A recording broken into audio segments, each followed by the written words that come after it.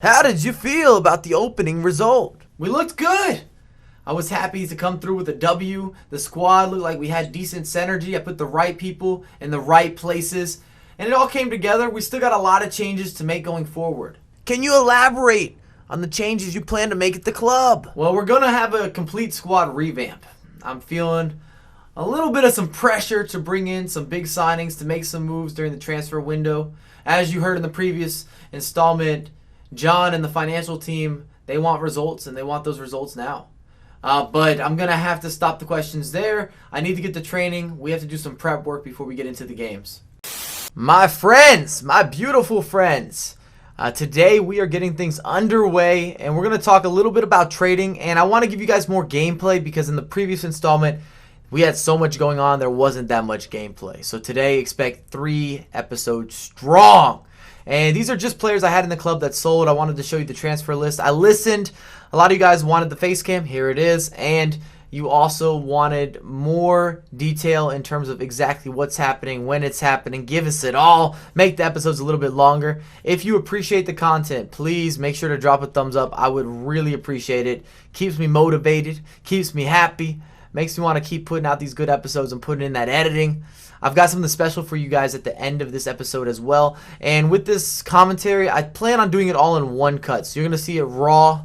Doesn't mean it's going to be bad. Just means it's going to be raw. And you guys can let me know in the comments anything that you would prefer to improve this series. Because feedback is what makes content improve. If nobody ever told somebody, hey, I didn't like this or I really appreciated that, people wouldn't really know because it's all subjective then based off one person. And what you saw us doing there, as we did get a free loan pack from playing the journey. So if you've played the journey, then you know. If you haven't, there's some insider information. If you play the journey, you get a free loan pack for Ultimate Team. And I was just going through and looking at players that I knew I wasn't going to use that I could sell right now. I didn't need to wait on. So non-BPL players. The game just dropped in Europe, which means there was a splurge. The market was crazy. Not a bad time to pick up players actually for a discount. And now I believe that a lot of players are going to kind of start to gradually go up again. We had that low spike. And what you're seeing on screen here is the bronze upgrade. So I took a bunch of bronze players that were untradeable, I couldn't use, and I threw them in a bronze upgrade, which will allow me to get a couple rare silvers. And at this point in a road to glory, those silvers could be valuable. And I recommend doing this with the golds a lot. If you have non-rare gold players that only sell for 300, 350, 400 coins, instead of shipping them out, discarding them, throw them in the mixer and let's see what you can get for rare players. I have seen some videos on Twitter, on YouTube, on Facebook. People are packing good stuff. And yes, it's untradeable. It's going to be there forever. But it doesn't matter. If you get high rated, I'm talking high rated, 85, 86, 87, 88, you're going to keep them all year. Why not? Who cares if it's untradeable? Or if you already bought them, even better. You sell the other one that's in your club, you can make coins. I've seen this happen over and over again. And on screen, we've got the user-submitted squad from the previous episode. Remember, I asked you guys, hey, I want to see your starter teams. What do you want to see me use? And we went with the Legal One side. There was 2 other teams that I thought would also work, but this fit our coins. We had Fakir, we got Balotelli, we've got Hesse, a lot of good attackers. And we're going to be playing the 4-3-2-1, and you're just seeing me purchase these players now extremely sped up.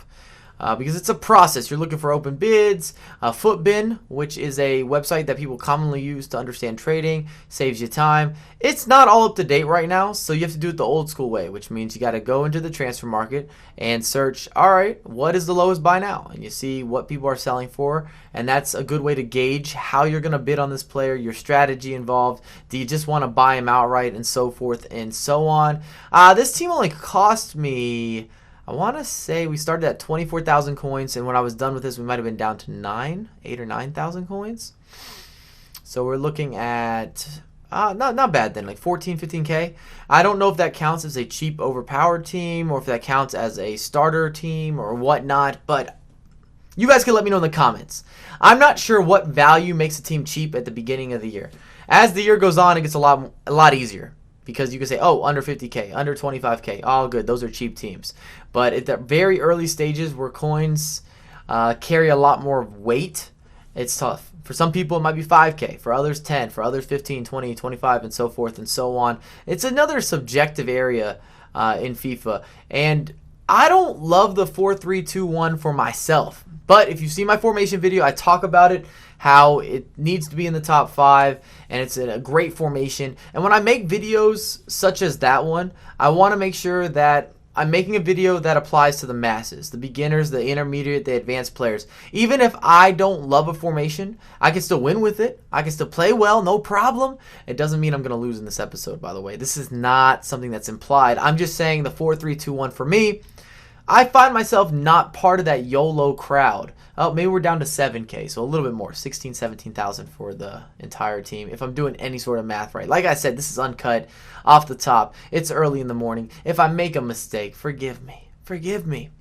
But the 4-3-2-1, it just doesn't have that nice possession play that I would prefer, and it's a little more bunched up. I like to play the 4-3-3-4 or the 4-3-3-5, where I feel as if the spacing, it's wider, it's a little more spread out. Even having those true wingers allows me, though, then to work in the inside. My cam has a little more space to start to dance and to prance. And the same goes for maybe your holding midfielders. It just doesn't seem bunched at all. We also went with Tolisso over there. He's holding it down in the middle. And the defense was super cheap as well. I'm excited about the team. As you can see, we're going into match numero uno. And he has a lone Dybala, which doesn't sound good. That doesn't seem like a good look for me. And I was still messing around with a lot of the finishing here, trying some near post, trying some across the body. I couldn't really get into the flow. I was having trouble with some of the build-up. And surprisingly, my opponents, even though we are in a lower division, God, that was terrible from Balotelli. You meet some really good opponents or some people that know what they're doing, because these are not FIFA noobs. These are not beginners to FIFA. They're often people that are actually very dedicated to the title. Oh, can you provide, Balo? Bam! And we're in there. I appreciate that, Hesse. And 1-0, that just took it, not the foot off the pedal, but it just made things a lot easier. It made me feel a little more confident, but our finishing wasn't good. We didn't make a lot of chances, but we shut him down. And remember, defense wins championships. I'm planning on making a video over the weekend talking about how to win more games of FIFA, basically.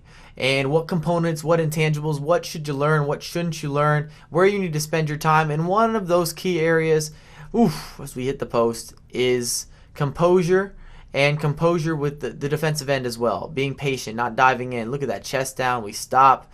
Balo, that deflection. They block a lot in the box. And this year has a skill gap. I guarantee it. If you're good at FIFA 17, you will beat a lot of people right off the jump. People are posting good records. I believe on the stream account right now, I am 37 wins with 3 losses, and one of those is a disconnect, and another one is against a Twitch subscriber of mine. Shout out, Andy. Thank you for messing up my record. But Andy's a great FIFA player as we get on the board with a corner kick. I made a full tutorial covering how to score corner kicks, and that might not be the only one you see in this episode. I'm telling you, corners are very difficult to defend. People are scoring them, whether they're going short, whether they're showcasing that little technique. Maybe I made a video on it. Maybe that put it out there a little bit. Maybe not. Maybe not. Who knows? But if you've seen it, then you know what I'm talking about. And now in the next game, I wanted to switch over to our other squad, which is a mix and match. The chemistry's not perfect. But these are all players that I packed, so I didn't have to shop it. I didn't have to buy anything. We still got the legend loan. I'm loving Musa, by the way. If you've had the chance of using him, then you'll probably agree that he's a special individual. I mean, he's zoom speed with the skills, kind of like a faster Jamie Vardy, if you could imagine somebody with the skills, and maybe even a better first touch. I'm loving Koke as well. I salute you. And the only thing that I messed around with in terms of instructions versus the last video I made is the left back and the right back. I told them both to stay back. Yeah, everybody's staying back. Sometimes I find them leaking out of position. I really commit to my attacks in terms of some of the additional build-up and using those fullbacks. And I don't like giving up free counters. It upsets me. And I also want to recommend, if you're doing a fitness team, which everybody should be doing a fitness team, and if you don't understand that concept as we score another corner kick to start the game, let me explain. A fitness squad is when you have a secondary team, so you have your main team over here, Now you make a fitness team, it's usually a lot cheaper, and then on the bench and the reserves, you can include everybody from your first team. So when you play a game with your fitness team, it makes sure that everybody else heals their stamina. It replenishes their stamina from the main team, and you never have to buy fitness cards. So I highly recommend doing that, and this year you should have at least one of those teams being a wide formation. So a 4-3-3, a 4-2-3-1 wide, because I'm seeing the advantages. That's a quality finish there from Koke. Yeah, point to your leg, boy.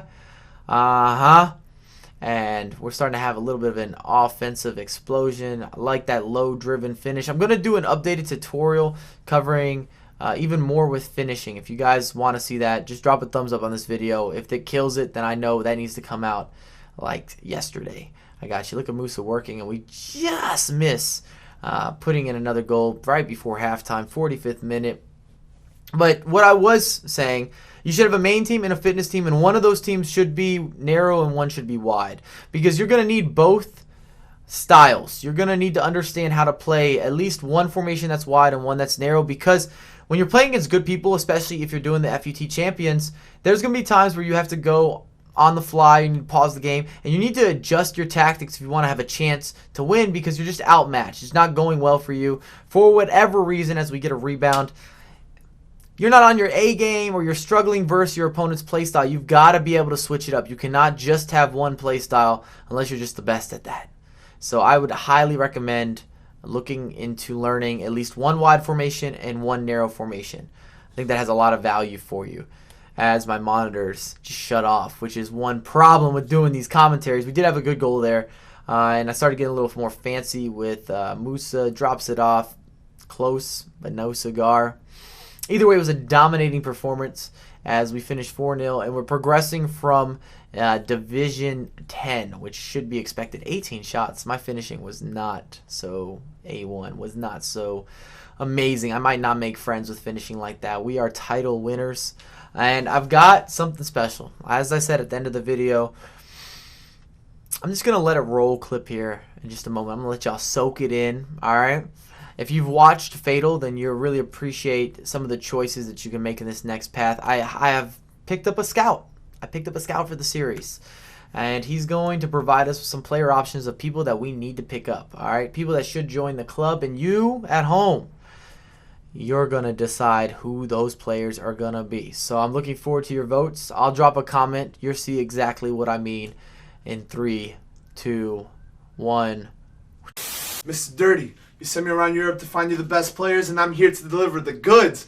Starting off with option A, we got my boy Ben Yedder. He's a versatile player that plays in La Liga, but he's French over the chemistry that he can provide for you today. He's a striker, but he has the stats to play as a center forward or even as a cam if you need him to. This would be a great addition for your team. Option B, I just got back from Milan Fashion Week. The women were beautiful, but nothing was more beautiful than the goals my boy Eder was scoring for them. He is the definition of the Italian stallion. He's fast and he wants to win now. Let's get serious here. Option C comes straight out of the Bundesliga. Poulsen is 6'3". LeBron James is training with him. Usain Bolt is still trying to catch him. All the biggest teams in Europe are trying to sign him. But I guarantee you we can get his signature right now. This is not a talent you want to pass up, Mr. Dirty. As requested by the club, this will be a supporter's choice, so make your voice heard. Do you want option A, do you want option B, or do you want option C?